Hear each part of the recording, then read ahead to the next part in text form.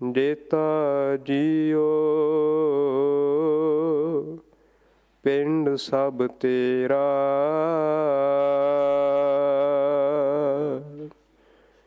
तू अंतरजामी पुरख भगवान। दासन दास कहे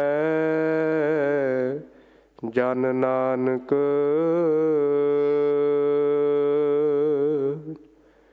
जेहा तू कराए हैं तेहा हऊँ करी वखियान। दासन दास कहे जन नानक, जेहा तू कराए हैं तेहा हऊँ करी वखियान।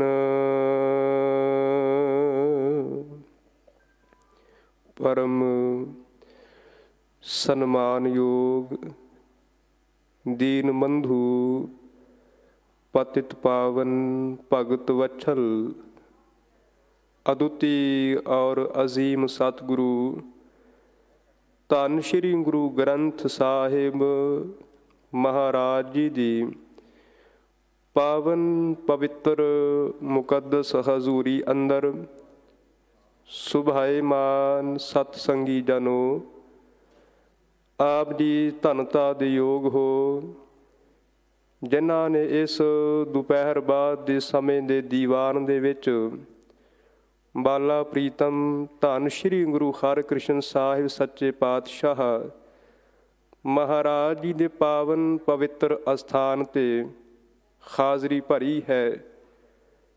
कल सरबंस दानी कलगीधर पातशाह नीले दे शाह असवार धन श्री गुरु गोबिंद सिंह महाराज जी का प्रकाश पुरब है।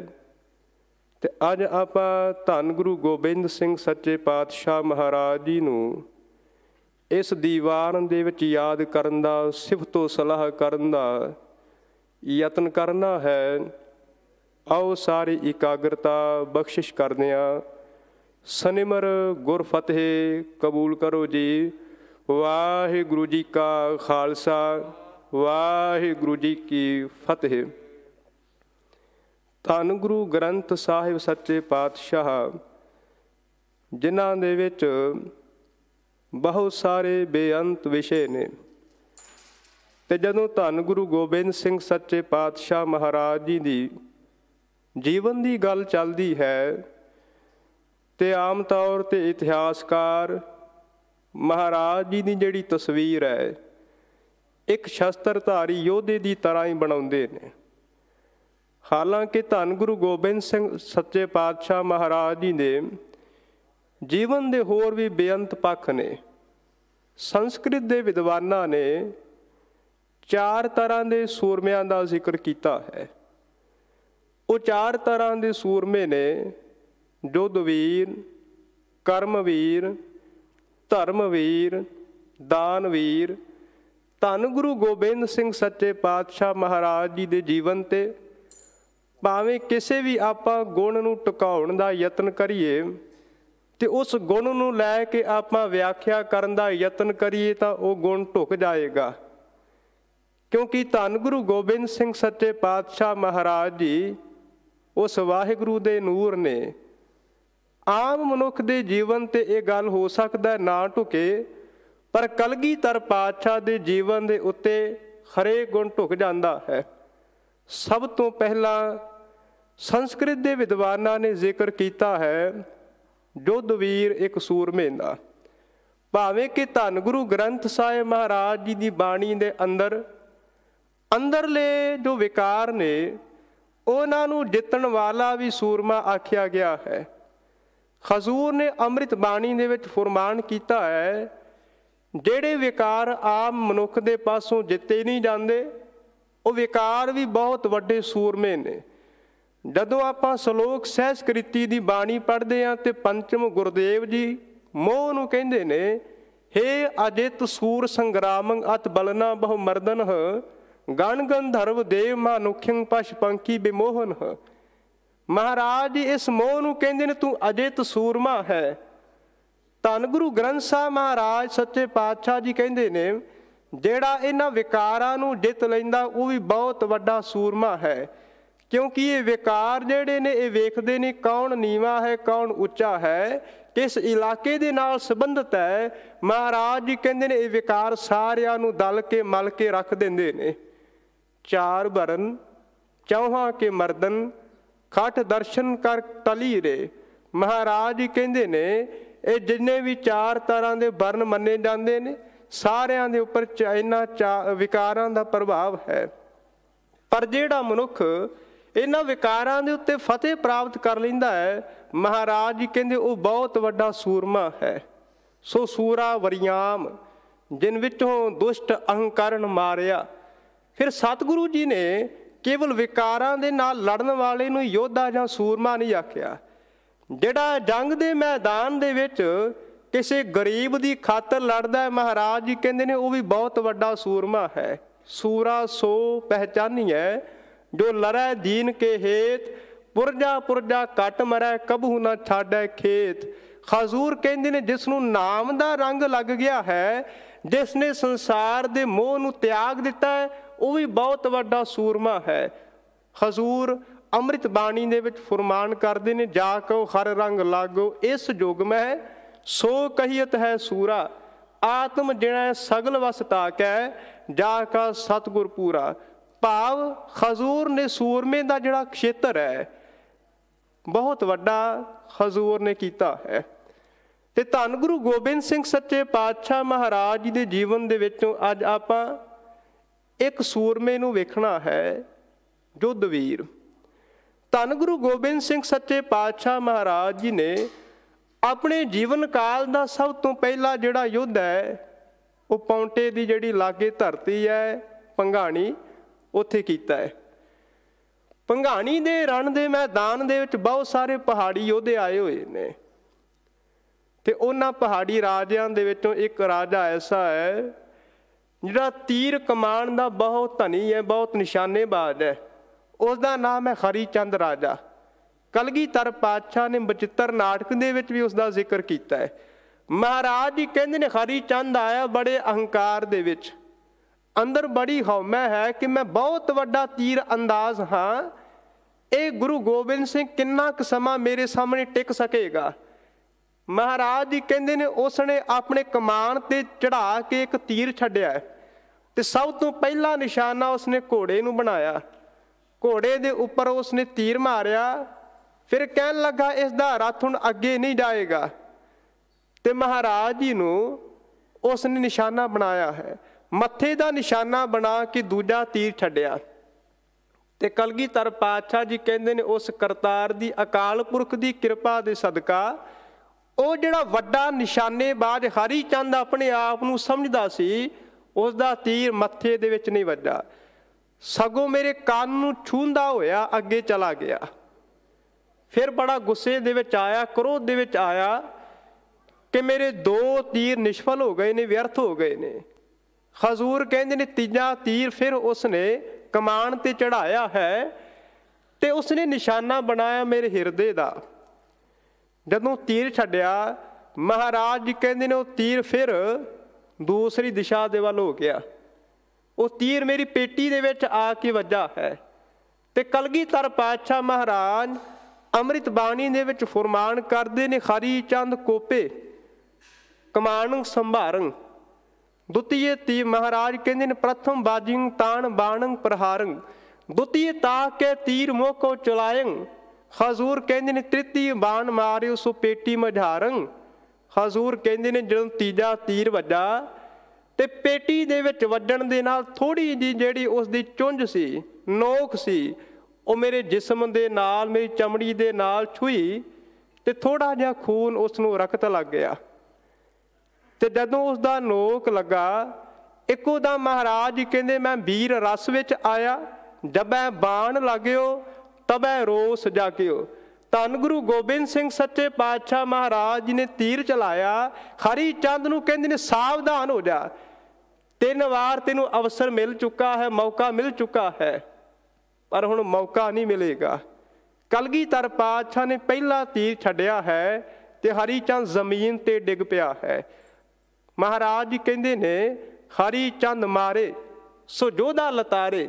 ਫਿਰ ਅਖੀਰ ਤੇ ਕਹਿੰਦੇ ਨੇ, ਭਾਈ ਜੀਤ ਮੇਰੀ ਕਿਰਪਾ ਕਾਲ ਤੇਰੀ। ਹੇ ਅਕਾਲ ਪੁਰਖ ਜੀ, ਤੁਹਾਡੀ ਕਿਰਪਾ ਦੇ ਨਾਲ ਮੇਰੀ ਇਸ ਭੰਗਾਣੀ ਦੇ ਯੁੱਧ ਦੇ ਵਿੱਚ, ਲੜਾਈ ਦੇ ਵਿੱਚ ਜਿੱਤ ਹੋ ਗਈ, ਫਤਿਹ ਹੋ ਗਈ। ਕਲਗੀਧਰ ਪਾਤਸ਼ਾਹ ਜੀ ਕਿੱਡੇ ਕੁ ਵੱਡੇ ਯੋਧੇ ਨੇ, ਯੁੱਧ ਵੀਰ ਨੇ। ਫਿਰ ਚਮਕੌਰ ਦੀ ਗੜੀ ਦੇ ਵਿੱਚ ਮਹਾਰਾਜ ਆਉਂਦੇ ਨੇ ਤੇ ਇਤਿਹਾਸਕਾਰ ਕਹਿੰਦੇ ਨੇ, ਸਭ ਤੋਂ ਜ਼ਿਆਦਾ ਤੀਰ ਕਲਗੀਧਰ ਪਾਤਸ਼ਾਹ ਨੇ ਚਮਕੌਰ ਦੀ ਗੜੀ ਦੇ ਵਿੱਚੋਂ ਛੱਡੇ ਨੇ। ਕਿਸੇ ਵੀ ਯੁੱਧ ਦੇ ਵਿੱਚ ਮਹਾਰਾਜ ਨੇ ਇੰਨੇ ਤੀਰ ਨਹੀਂ ਛੱਡੇ ਜਿੰਨੇ ਚਮਕੌਰ ਦੀ ਗੜੀ ਦੇ ਵਿੱਚੋਂ ਛੱਡੇ ਨੇ। ਉੱਥੇ ਆਏ ਨੇ ਨਾਰ ਖਾਂ ਵਰਗੇ, ਗਨੀ ਖਾਂ ਵਰਗੇ। ਗਨੀ ਖਾਨ ਆਇਆ ਤੇ ਮਹਾਰਾਜ ਨੇ ਉਸ ਨੂੰ ਤੀਰ ਦੇ ਨਾਲ ਇਵੇਂ ਮੈਦਾਨ ਤੋਂ ਸੁੱਟ ਦਿੱਤਾ। ਮਹਾਰਾਜ ਜੀ ਕਹਿੰਦੇ ਨੇ, ਜਿਵੇਂ ਕੋਈ ਆਮ ਜਿਹਾ ਬੰਦਾ ਡਿੱਗ ਪੈਂਦਾ, ਆਪਣੇ ਆਪ ਨੂੰ ਬੜਾ ਬਹਾਦਰ ਸੂਰਮਾ ਸਮਝਦਾ ਸੀ, ਪਰ ਉਹ ਕਿਲੇ ਤੋਂ ਬਹੁਤ ਥੱਲੇ ਡਿੱਗ ਪਿਆ। ਨਾਰ ਖਾਂ ਆਇਆ, ਮਹਾਰਾਜ ਨੇ ਗੁਰਜ ਦੇ ਨਾਲ ਉਸ ਨੂੰ ਥੱਲੇ ਸੁੱਟ ਦਿੱਤਾ। ਫਿਰ ਖਵਾਜਾ ਮਰਦੂਦ ਆਇਆ ਤੇ ਕਲਗੀਧਰ ਪਾਤਸ਼ਾਹ ਮਹਾਰਾਜ ਜ਼ਫਰਨਾਮੇ ਦੇ ਵਿੱਚ ਕਹਿੰਦੇ ਨੇ, ਆਪਣੇ ਆਪ ਨੂੰ ਉਹ ਵੀ ਬੜਾ ਬਹਾਦਰ ਸਮਝਦਾ ਸੀ, ਪਰ ਹੈ ਉਹ ਮਰਦੂਦ ਬੜਾ ਬੁਜ਼ਦਿਲ, ਬੜਾ ਕਾਇਰ। ਉਹ ਲੁਕਦਾ ਹੋਇਆ ਪੌੜੀ ਤੋਂ ਚੜ੍ਹਿਆ ਤੇ ਇੱਕੋ ਦਮ ਮਹਾਰਾਜ ਜੀ ਕਹਿੰਦੇ ਨੇ ਥੱਲੇ ਚਲਾ ਗਿਆ। ਉਹ ਮੇਰੇ ਸਾਹਮਣੇ ਨਹੀਂ ਆਇਆ।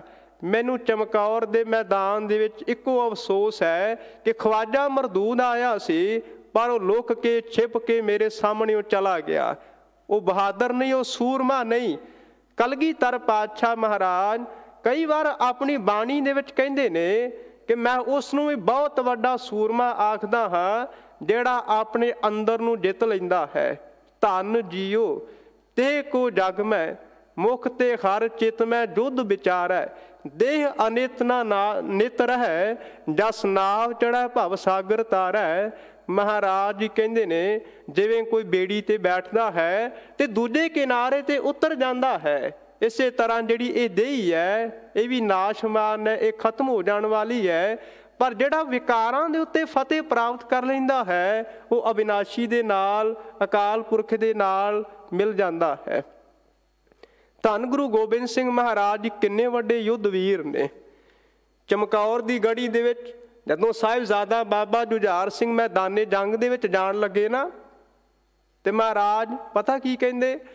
ਕਹਿਣ ਲੱਗੇ, ਜਦੋਂ ਮੈਦਾਨੇ ਜੰਗ ਦੇ ਵਿੱਚ ਲੜਦਾ ਲੜਦਾ ਤੂੰ ਸ਼ਹੀਦ ਹੋਣ ਲੱਗੇ ਨਾ, ਤੇਰੇ ਸੀਨੇ ਦੇ ਵਿੱਚ ਜਦੋਂ ਖੰਜਰ ਵੱਜੇ, ਬਰਸ਼ੀ ਵੱਜੇ, ਤੇ ਮਹਾਰਾਜ ਜੀ ਕਹਿੰਦੇ ਆਪਣਾ ਮੁਖ ਮੇਰੇ ਵੱਲ ਇੱਕ ਵਾਰ ਜ਼ਰੂਰ ਕਰੀ। ਮਹਾਰਾਜ ਜੀ ਕਹਿੰਦੇ ਨੇ, ਜੋ ਸਿੱਖੀ ਦਾ ਬਾਗ ਹੈ, ਤੂੰ ਇਸਦਾ ਇੱਕ ਫੁੱਲ ਹੈ, ਤੇ ਮੈਂ ਚਾਹੁੰਦਾ ਤੂੰ ਕੁਰਬਾਨ ਹੋ ਜਾਵੇ। ਜਿਹੜੀ ਇਹ ਸਿੱਖੀ ਦੀ ਬੇੜੀ ਹੈ, ਮੈਂ ਚਾਹੁੰਦਾ ਤੂੰ ਉਸਦਾ ਚੱਪੂ ਬਣ ਜਾ, ਤੇ ਚੱਪੂ ਬਣ ਕੇ ਇਸ ਸਿੱਖ ਧਰਮ ਨੂੰ ਬਚਾ ਲੈ। ਹਜ਼ੂਰ ਨੇ ਜੋ ਫਰਮਾਨ ਕੀਤਾ, ਅੱਲਾ ਯਾਰ ਖਾਂ ਜੋਗੀ ਕਹਿੰਦਾ ਹੈ, ਬੇਟਾ ਹੋ ਤੁਮ ਹੀ ਪੰਥ ਕੇ ਬੇੜੇ ਕੇ ਖਵਈਆ, सर भेंट करो ताकि धर्म की चले नैया, ले दे के तुम ही थे मेरे गुलशन के बकैया, लो जाओ राह ताकते हैं सब खुल्द में भैया, ख्वाहिश है तुम्हें तेग चलाते हुए देखे, हम आंख से बरशी तुम्हें खाते हुए देखे। कलगीधर पातशाह किन्ने वड्डे युद्ध वीर ने। भाई साहब भाई कान सिंह नाभा जी ने गुर शब्द रत्नाकर महान कोश ਦੇ ਵਿੱਚ ਲਿਖਿਆ ਹੈ कि कलगीधर पातशाह जी ਦਾ ਜਿਹੜਾ ਕਮਾਨ ਸੀ ਉਹ 9 ਟਾਂਕੀ ਦਾ ਸੀ, 9 ਟਾਂਕ ਦਾ। ਇੱਕ ਟਾਂਕ ਦੇ ਵਿੱਚ ਭਾਈ ਸਾਹਿਬ ਜੀ ਕਹਿੰਦੇ ਨੇ 25 ਕਿਲੋ ਵਜਨ ਹੁੰਦਾ ਹੈ, ਤੇ ਜਦੋਂ ਆਪਾਂ 9 ਟਾਂਕ ਨੂੰ 25 ਦੇ ਨਾਲ ਗੁਣਾ ਕਰਦੇ ਹਾਂ ਤੇ 225 ਕਿਲੋ ਬਣਦਾ ਹੈ, ਭਾਵ 2 ਕੁਇੰਟਲ ਤੇ 25 ਕਿਲੋ। ਇਸ ਦਾ ਮਤਲਬ ਇਹ ਨਹੀਂ ਹੈ ਕਿ ਕਮਾਨ ਦਾ ਇੰਨਾ ਵਜਨ ਸੀ, ਕਮਾਨ ਦਾ ਇੰਨਾ ਵਜਨ ਨਹੀਂ। ਜਦੋਂ ਕੋਈ ਮਨੁੱਖ ਕਮਾਨ ਨੂੰ ਚਲਾਉਂਦਾ ਹੈ, ਚਿੱਲੇ ਦੇ ਉੱਪਰ ਤੀਰ ਚੜ੍ਹਾ ਕੇ ਚਲਾਉਂਦਾ ਹੈ, ਤੇ ਉਸ ਤੀਰ ਨੂੰ ਖਿੱਚਣ ਦੇ ਵਾਸਤੇ 225 ਕਿਲੋ ਵਜਨ ਲੱਗਦਾ ਹੈ। ਕਲਗੀਧਰ ਪਾਤਸ਼ਾਹ ਮਹਾਰਾਜ ਜੀ ਜਦੋਂ ਤੀਰ ਚਲਾਉਂਦੇ ਸਨ ਤੇ ਇੰਨਾ ਵਜਨ ਚਾਹੀਦਾ ਸੀ ਉਸ ਤੀਰ ਨੂੰ ਖਿੱਚਣ ਦੇ ਵਾਸਤੇ, ਫਿਰ ਉਹ ਤੀਰ ਚੱਲਦਾ ਸੀ। ਤੇ ਸੰਸਾਰ ਦੇ ਵਿੱਚ ਜਿੰਨੇ ਯੋਧੇ ਨੇ, ਕਿਸੇ ਦਾ ਇੰਨਾ 9 ਟਾਂਕ ਦਾ ਕਮਾਨ ਨਹੀਂ ਹੋਇਆ।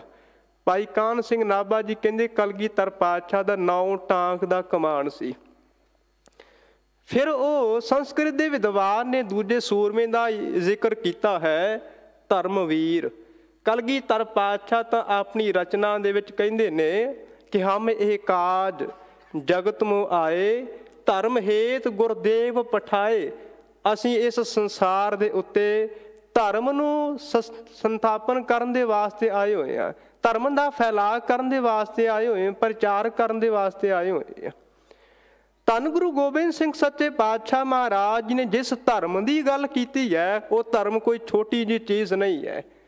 ਜੇ ਗੁਰੂ ਗ੍ਰੰਥ ਸਾਹਿਬ ਮਹਾਰਾਜ ਜੀ ਨੂੰ ਆਪਾਂ ਪੜ੍ਹਾਂਗੇ ਤੇ ਮਹਾਰਾਜ ਜੀ ਕਹਿੰਦੇ ਨੇ ਧਰਮ ਸੰਸਾਰ ਦੇ ਵਿੱਚ, ਸ੍ਰਿਸ਼ਟੀ ਦੇ ਵਿੱਚ, ਬ੍ਰਹਮੰਡ ਦੇ ਵਿੱਚ ਇੱਕ ਹੈ, ਪਰ ਆਪਾਂ ਵੱਖ-ਵੱਖ ਸੰਪਰਦਾਵਾਂ ਨੂੰ, ਵੱਖ-ਵੱਖ ਮਤਾਂ ਨੂੰ ਵੀ ਧਰਮ ਦਾ ਨਾਮ ਦੇ ਦਿੱਤਾ ਹੈ। ਮਹਾਰਾਜ ਜੀ ਕਹਿੰਦੇ ਨੇ ਏਕੋ ਧਰਮ ਦ੍ਰਿੜਾ ਹੈ ਸੱਚ ਕੋਈ, ਜੁਗ ਜੁਗ ਪੂਰਾ ਗੁਰਮਤਿ ਹੋਈ। ਧੰਨ ਗੁਰੂ ਨਾਨਕ ਸਾਹਿਬ ਜੀ ਕਹਿੰਦੇ ਨੇ ਇਹ ਸਾਰੀ ਧਰਤੀ, ਇਹ ਜਿਹੜੀ ਮੇਦਨੀ ਹੈ, ਇਹ ਧਰਮ ਕਮਾਉਣ ਦੀ ਧਰਮਸ਼ਾਲ ਹੈ।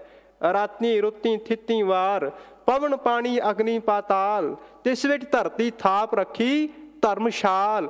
ਇਹ ਧਰਤੀ ਧਰਮਸ਼ਾਲ ਹੈ। ਤੇ ਧੰਨ ਗੁਰੂ ਗੋਬਿੰਦ ਸਿੰਘ ਸੱਚੇ ਪਾਤਸ਼ਾਹ ਮਹਾਰਾਜ ਜੀ ਨੇ ਜਦੋਂ ਧਰਮ ਦੀ ਵਿਆਖਿਆ ਕੀਤੀ ਤੇ ਹਜ਼ੂਰ ਕਹਿੰਦੇ ਨੇ ਏਕ ਹੈ ਨੈਣ, ਏਕ ਹੈ ਕਾਨ, ਏਕ ਹੈ ਦੇਹ, ਏਕ ਹੈ ਬਾਨ, ਖਾਕ ਬਾਨ ਆਤਸ਼ਉ ਆਪ ਕੋ ਰਲਾਓ ਹੈ, ਅੱਲਾ ਭੇਖ ਸੋਈ ਪੁਰਾਨ ਕੁਰਾਨ ਹੋਈ, ਏਕ ਹੀ ਸਰੂਪ ਸਭ ਹੈ, ਏਕ ਹੀ ਬਣਾਓ ਹੈ। ਮਹਾਰਾਜ ਜੀ ਕਹਿੰਦੇ ਨੇ ਮਾਨਸ ਕੀ ਜ਼ਾਤ ਸਭ ਹੈ, ਏਕ ਹੈ ਪਹਿਚਾਨਵੋ, ਏਕ ਹੀ ਸਰੂਪ ਸਭ ਹੈ, ਏਕ ਹੈ ਜੋਤ ਜਾਨਵੋ। ਕਲਗੀਧਰ ਪਾਤਸ਼ਾਹ ਮਹਾਰਾਜ ਨੇ ਧਰਮ ਦੀ ਵਿਆਖਿਆ ਬਹੁਤ ਵਿਸ਼ਾਲ ਕੀਤੀ ਹੈ। ਜਦੋਂ ਕਲਗੀਧਰ ਪਾਤਸ਼ਾਹ ਮਹਾਰਾਜ ਜੀ ਦਾ 22 ਦਸੰਬਰ ਸਨ 1666 ਈਸਵੀ ਨੂੰ ਪਟਨਾ ਸਾਹਿਬ ਦੀ ਧਰਤੀ ਦੇ ਉੱਤੇ ਪ੍ਰਕਾਸ਼ ਹੋਇਆ, ਆਗਮਨ ਹੋਇਆ, ਤੇ ਪੰਜਾਬ ਤੋਂ ਇੱਕ ਫਕੀਰ ਗਿਆ, ਮੁਸਲਮਾਨ ਫਕੀਰ, ਉਹਦਾ ਨਾਮ ਹੈ ਸਾਈਂ ਭੀਖਨ ਸ਼ਾਹ ਜੀ। ਉਹ ਪੋਹ ਦੇ ਮਹੀਨੇ ਦੇ ਵਿੱਚ ਤੁਰਿਆ ਸੀ ਤੇ ਗਰਮੀਆਂ ਹੋ ਗਈਆਂ ਸਨ, 5-6 ਮਹੀਨੇ ਉਸ ਨੂੰ ਪਟਨਾ ਸਾਹਿਬ ਪਹੁੰਚਦਿਆਂ ਲੱਗੇ ਸਨ। ਦਸੰਬਰ ਦੇ ਮਹੀਨੇ ਦੇ ਵਿੱਚ ਤੁਰਿਆ ਤੇ ਮਈ ਜੂਨ ਦੇ ਮਹੀਨੇ ਦੇ ਵਿੱਚ ਉੱਥੇ ਪਹੁੰਚਿਆ ਸੀ। ਪੈਦਲ ਗਿਆ ਤੇ 2 ਕੁੱਜੀਆਂ ਕਲਗੀਧਰ ਪਾਤਸ਼ਾਹ ਦੀ ਸਾਹਮਣੇ ਰੱਖੀਆਂ, ਬਾਲ ਗੋਬਿੰਦ ਦਾਸ ਦੇ ਸਾਹਮਣੇ ਜਦੋਂ ਰੱਖੀਆਂ ਤੇ ਮਨ ਵਿੱਚ ਇੱਛਾ ਸੀ ਕਿ ਇੱਕ ਸਵਾਲ ਪੁੱਛਾਂ ਕਿ ਤੁਹਾਡਾ ਆਗਮਨ ਹੋਇਆ, ਤੁਸੀਂ ਕਿਹਨਾਂ ਦੀ ਰੱਖਿਆ ਕਰੋਗੇ? ਤੁਹਾਡਾ ਉਪਦੇਸ਼ ਹਿੰਦੂਆਂ ਵਾਸਤੇ ਹੋਵੇਗਾ ਜਾਂ ਮੁਸਲਮਾਨਾਂ ਵਾਸਤੇ ਹੋਵੇਗਾ? 2 ਕੁੱਜੀਆਂ ਸਾਹਮਣੇ ਰੱਖ ਦਿੱਤੀਆਂ। ਮਨ ਵਿੱਚ ਵਿਚਾਰ ਆਇਆ ਕਿ ਜਿਨ੍ਹਾਂ ਦੇ ਵਾਸਤੇ ਉਪਦੇਸ਼ ਹੋਵੇਗਾ ਮਹਾਰਾਜ ਉਸ ਉੱਪਰ ਹੱਥ ਰੱਖ ਦੇਣਗੇ। ਕਲਗੀਧਰ ਪਾਤਸ਼ਾਹ ਨੇ ਦੋਨਾਂ ਕੁੱਜੀਆਂ ਦੇ ਉੱਪਰ ਹੱਥ ਰੱਖ ਦਿੱਤਾ।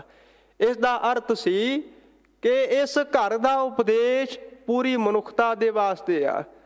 ਆਪਾਂ ਇਹ ਸੰਦੇਸ਼ ਦਿੰਦੇ ਹਾਂ, ਏਕ ਪਿਤਾ ਏਕ ਸਕੇ ਹਮ ਬਾਰਿਕ, ਤੂੰ ਮੇਰਾ ਗੁਰਹਾਈ, ਅਵਲ ਅੱਲਾ ਨੂਰ ਉਪਾਇਆ ਕੁਦਰਤ ਕੇ ਸਭ ਬੰਦੇ, ਏਕ ਨੂਰ ਤੇ ਸਭ ਜਗ ਉਪਜਿਆ, ਕੌਣ ਭਲੇ ਕੋ ਮੰਦੇ।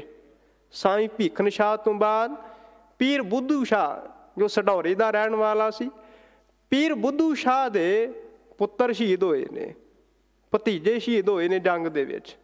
ਤੇ ਮਹਾਰਾਜ ਨੇ ਖੁਦ ਆਪਣਾ ਕੰਘਾ, ਕੇਸ, ਕਟਾਰ ਤੇ ਬਸਤਰ ਦਿੱਤੇ ਨੇ।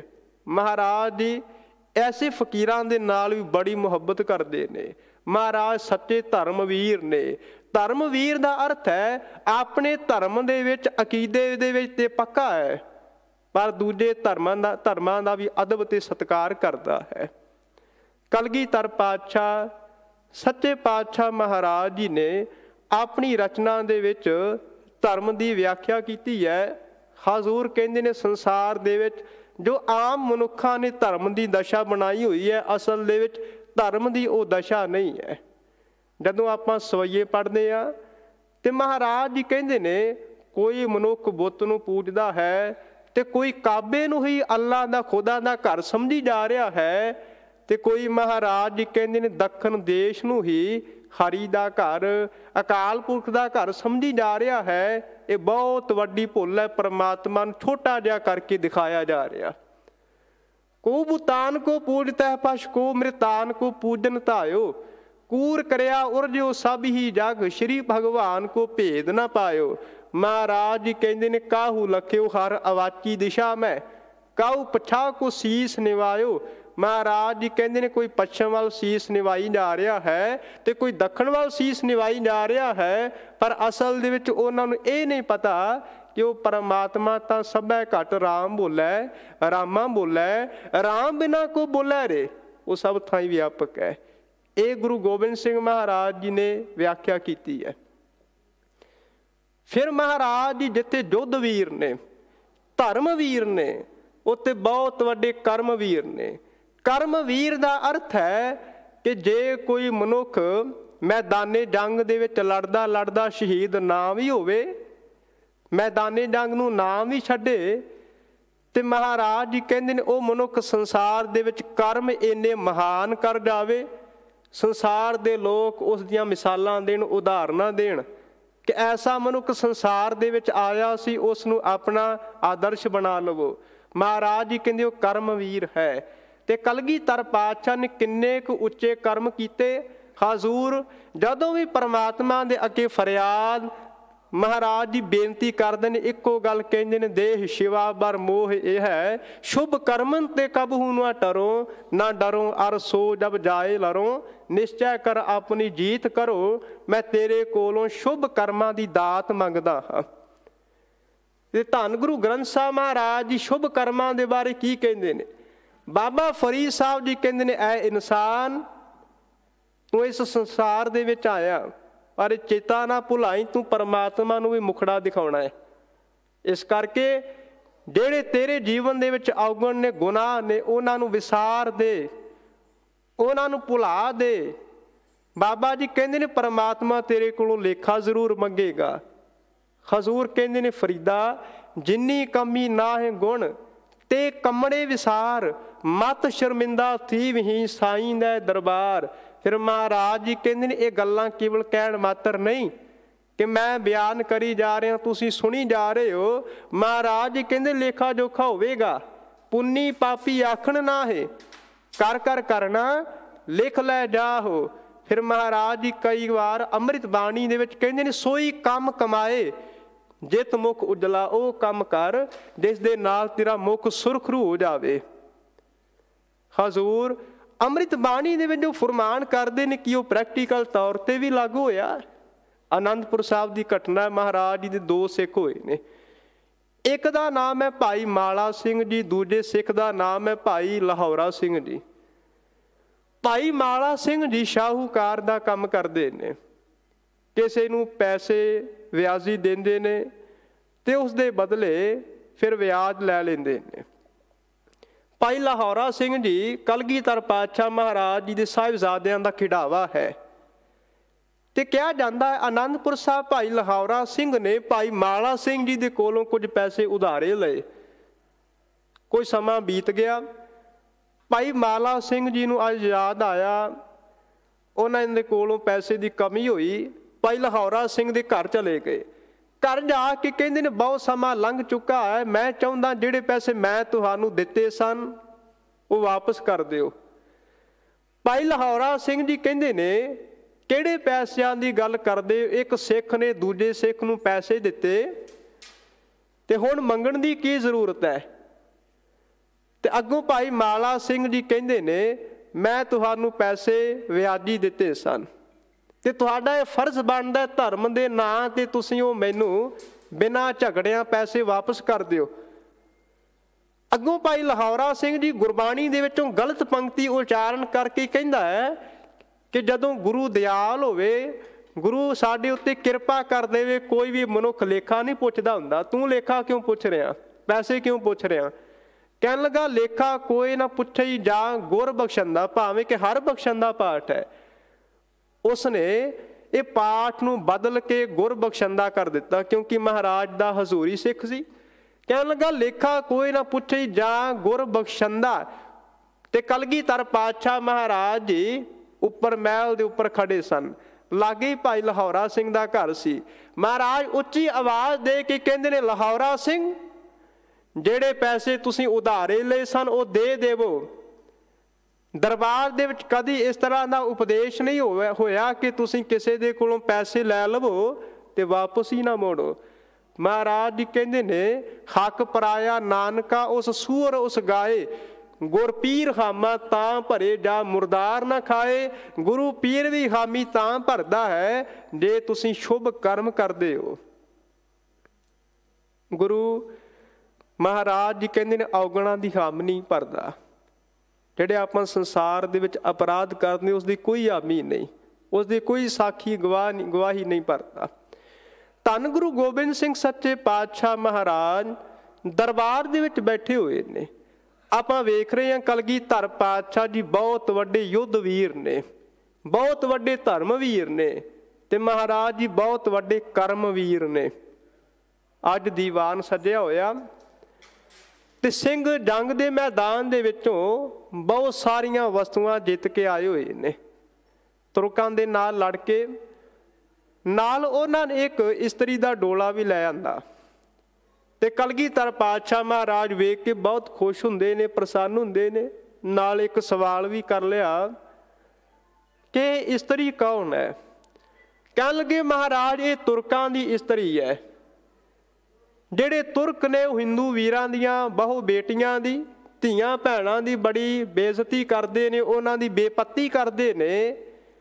ਤੇ ਆਪਾਂ ਸੋਚਿਆ ਕਿਉਂ ਨਾ ਆਪਾਂ ਵੀ ਬਦਲਾ ਲਈਏ, ਆਪਾਂ ਘੱਟੋ ਘੱਟ ਨਾਲ ਲੈ ਕੇ ਜਾਈਏ ਤੇ ਇਹਨਾਂ ਤੁਰਕਾਂ ਨੂੰ ਪਤਾ ਲੱਗੇ ਕਿ ਇਹ ਸਿੰਘ ਵੀ ਬੜੇ ਬਹਾਦਰ ਨੇ।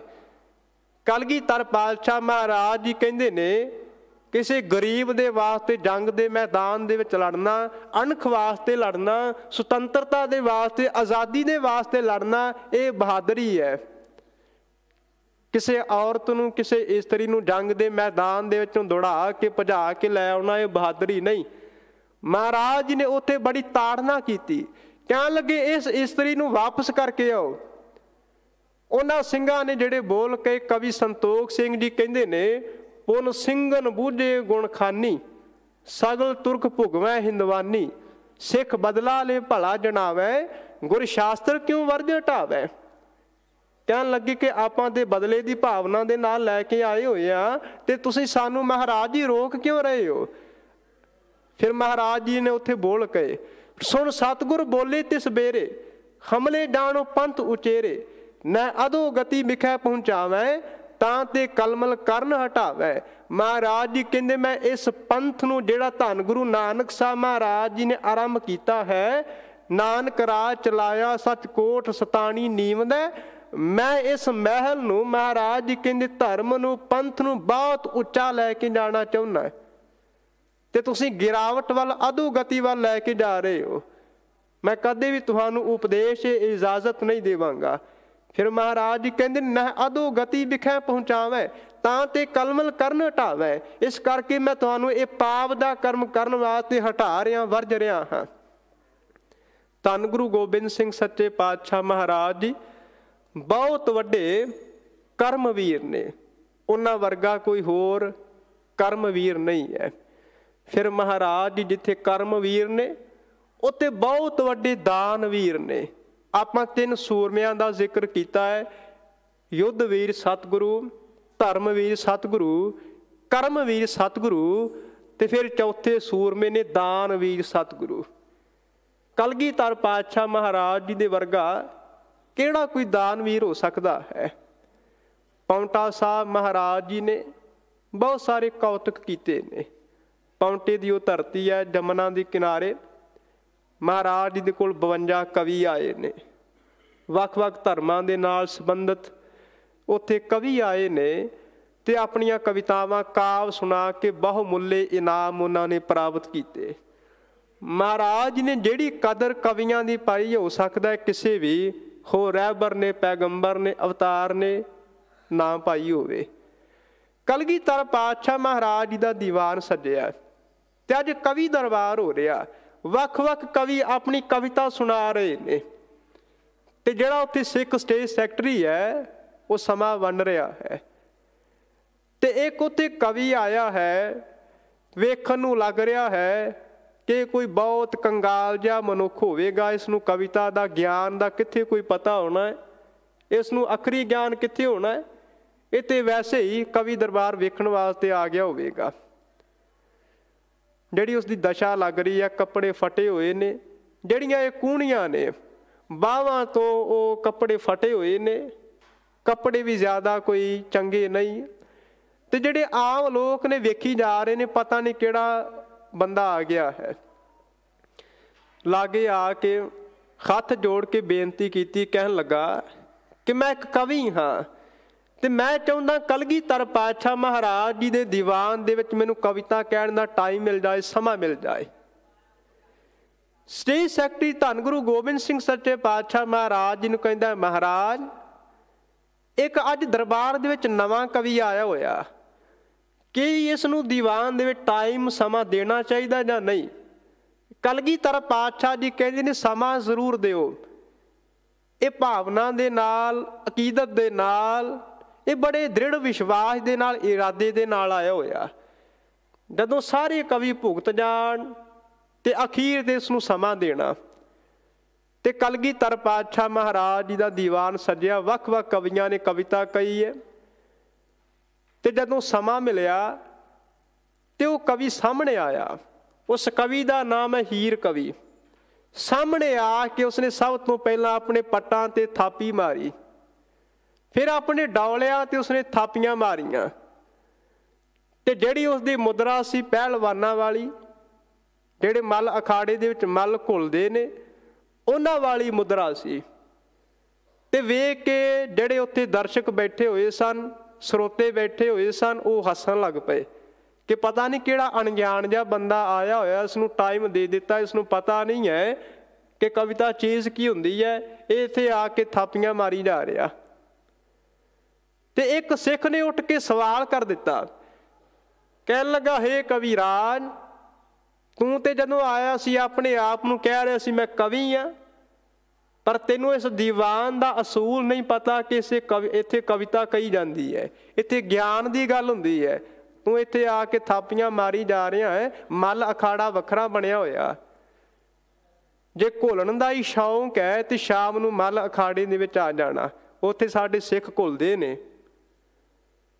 ਤੇ ਉਹ ਅੱਗੋਂ ਬੜੀ ਨਿਮਰਤਾ ਦੇ ਵਿੱਚ ਹੱਥ ਜੋੜ ਕੇ ਕਹਿਣ ਲੱਗਾ ਕਿ ਮੈਂ ਕਿਸੇ ਦੀ ਬੇਅਦਬੀ ਕਰਨ ਵਾਸਤੇ ਨਹੀਂ ਆਇਆ ਹੋਇਆ, ਮੈਂ ਦੀਵਾਨ ਦਾ ਅਸੂਲ ਭੰਗ ਕਰਨ ਵਾਸਤੇ ਨਹੀਂ ਆਇਆ ਹੋਇਆ, ਨਾ ਮੈਂ ਪਹਿਲਵਾਨ ਹਾਂ।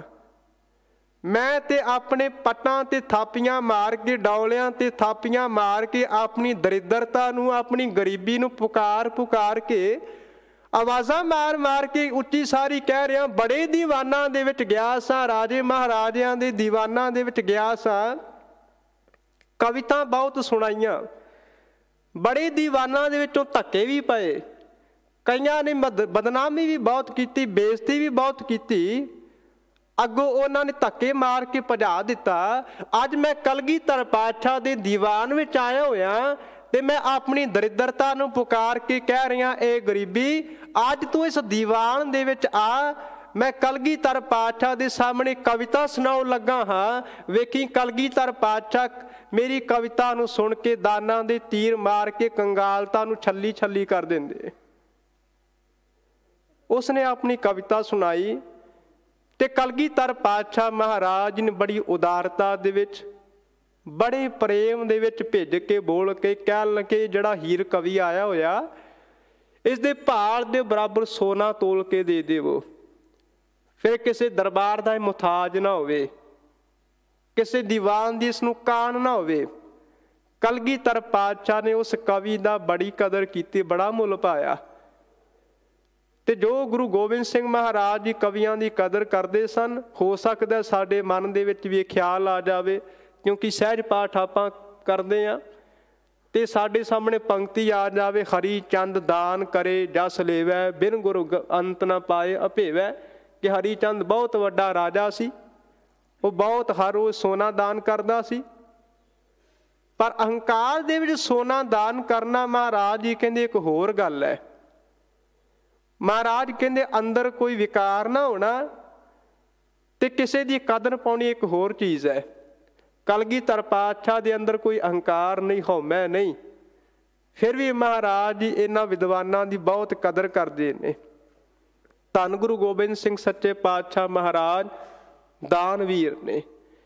ਤੇ ਜਦੋਂ ਕੌਮ ਤੋਂ, ਦੇਸ਼ ਤੋਂ, ਧਰਮ ਤੋਂ ਪਰਿਵਾਰ ਨੂੰ ਦਾਨ ਕਰਨ ਦੀ ਵਾਰਨ ਦੀ ਵਾਰੀ ਆਈ ਤੇ ਮਹਾਰਾਜ ਉਦੋਂ ਵੀ ਪਾਸੇ ਨਹੀਂ ਹਟੇ।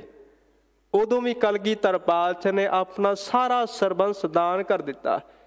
ਜਿਸ ਕਰਕੇ ਅੱਜ ਆਪਾਂ ਜਦੋਂ ਵੀ ਕਲਗੀਧਰ ਪਾਤਸ਼ਾਹ ਦਾ ਜ਼ਿਕਰ ਕਰਦੇ ਹਾਂ ਤੇ ਇੱਕ ਤਖੱਲੁਸ ਆਪਾਂ ਜ਼ਰੂਰ ਵਰਤਦੇ ਹਾਂ, ਸਰਬੰਸ ਦਾਨੀ, ਕਿ ਉਹਨਾਂ ਨੇ ਸਰਬੰਸ ਨੂੰ ਦਾਨ ਕੀਤਾ। ਤੇ ਜਦੋਂ ਮਹਾਰਾਜ ਕਲਗੀਧਰ ਪਾਤਸ਼ਾਹ ਜੀ ਚਮਕੌਰ ਦੀ ਗੜੀ ਤੋਂ, ਮਾਛੀਵਾੜੇ ਤੋਂ ਹੁੰਦੇ ਹੋਏ ਜਦੋਂ ਸਾਬੋ ਕੀ ਤਲਵੰਡੀ ਦਮਦਮਾ ਸਾਹਿਬ ਪਹੁੰਚੇ ਤੇ ਉੱਥੇ ਮਾਤਾ ਸੁੰਦਰ ਕੌਰ ਜੀ ਦੇ ਨਾਲ ਭੇਂਟ ਹੋਈ, ਮਿਲਾਪ ਹੋਇਆ। ਮਾਤਾ ਸੁੰਦਰ ਕੌਰ ਜੀ ਨੇ ਨਮਸਕਾਰ ਕਰਕੇ ਇੱਕ ਸਵਾਲ ਕੀਤਾ ਸੀ, ਪਾਤਸ਼ਾਹ ਮੇਰੇ ਸਾਹਿਬਜ਼ਾਦੇ ਕਿੱਥੇ ਨੇ? ਮੈਂ 4 ਸਾਹਿਬਜ਼ਾਦੇ ਆਨੰਦਪੁਰ ਸਾਹਿਬ ਤੋਂ ਵਿਦਾ ਕੀਤੇ ਸਨ, ਮੇਰੇ ਸਾਹਿਬਜ਼ਾਦੇ ਕਿੱਥੇ ਚਲੇ ਗਏ? ਤੇ ਕਲਗੀਧਰ ਪਾਤਸ਼ਾਹ ਮਹਾਰਾਜ ਜੀ ਆਪਣੇ ਸਿੱਖਾਂ ਨੂੰ ਵੇਖੀ ਜਾ ਰਹੇ ਨੇ ਤੇ ਵੇਖ ਕੇ ਇਸ਼ਾਰਾ ਕਰਕੇ ਕਹਿੰਦੇ ਨੇ, ਇਨ ਪੁੱਤਰਨ ਕੇ ਸੀਸ ਪਰ ਵਾਰ ਦੀਏ ਸੁਤ ਚਾਰ, 4 ਮੂਏ ਤੋਂ ਕਿਆ ਹੁਆ ਜੀਵਤ ਕਈ ਹਜ਼ਾਰ। ਇਹ ਜਿਹੜੇ ਮੇਰੇ ਸਾਹਮਣੇ ਸਿੱਖ ਬੈਠੇ ਹੋਏ ਨੇ, ਮੈਂ ਇਹਨਾਂ ਸਿੱਖਾਂ ਤੋਂ, ਆਪਣੀ ਕੌਮ ਤੋਂ, ਪੰਥ ਤੋਂ 4 ਪੁੱਤਰਾਂ ਨੂੰ ਵਾਰ ਦਿੱਤਾ। ਸ਼ੋਕ ਕਰਨ ਦੀ ਲੋੜ ਨਹੀਂ ਹੈ, ਸੋਗ ਕਰਨ ਦੀ ਲੋੜ ਨਹੀਂ। ਫਿਰ ਕੀ ਹੋਇਆ? ਮੇਰੇ 4 ਨਾਦੀ ਪੁੱਤਰ ਇਸ ਸੰਸਾਰ ਤੋਂ, ਬਿੰਦੀ ਪੁੱਤਰ ਚਲੇ ਗਏ ਨੇ, ਪਰ ਮੇਰੇ ਬੇਅੰਤ ਨਾਦੀ ਪੁੱਤਰ ਨੇ ਜੋ ਸੰਸਾਰ ਦੇ ਵਿੱਚ ਜੀਵਤ ਨੇ। ਮੈਂ ਉਹਨਾਂ ਸਾਰੇ ਪੁੱਤਰਾਂ ਤੋਂ 4 ਪੁੱਤਰਾਂ ਨੂੰ ਕੁਰਬਾਨ ਕਰ ਦਿੱਤਾ ਹੈ। ਇਨ ਪੁੱਤਰਨ ਕੇ ਸੀਸ ਪਰ ਵਾਰ ਦੀਏ ਸੁਤ ਚਾਰ, 4 ਮੂਏ ਤੋਂ ਕਿਆ ਹੁਆ ਜੀਵਤ ਕਈ ਹਜ਼ਾਰ।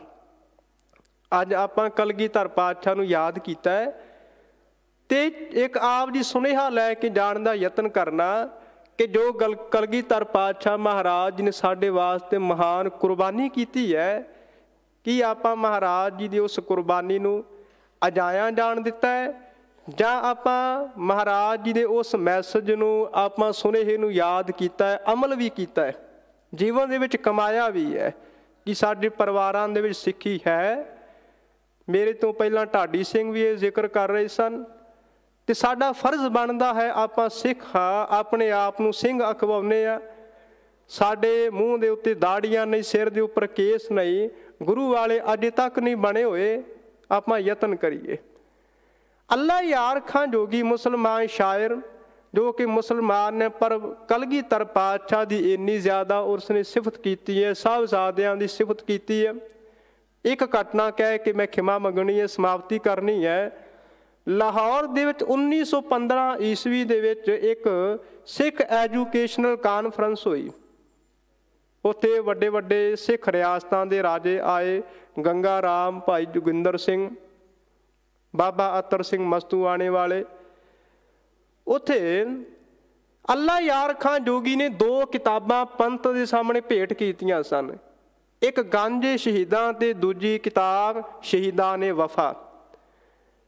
ਜਦੋਂ ਮੁਸਲਮਾਨਾਂ ਨੂੰ ਪਤਾ ਲੱਗਾ, ਕਹਿਣ ਲੱਗੇ ਇਹ ਕਾਫਿਰ ਹੈ, ਇਸਨੇ ਗੈਰ ਮੁਸਲਮਾਨਾਂ ਦੀ ਸਿਫਤ ਕੀਤੀ ਹੈ, ਵਡਿਆਈ ਕੀਤੀ ਹੈ।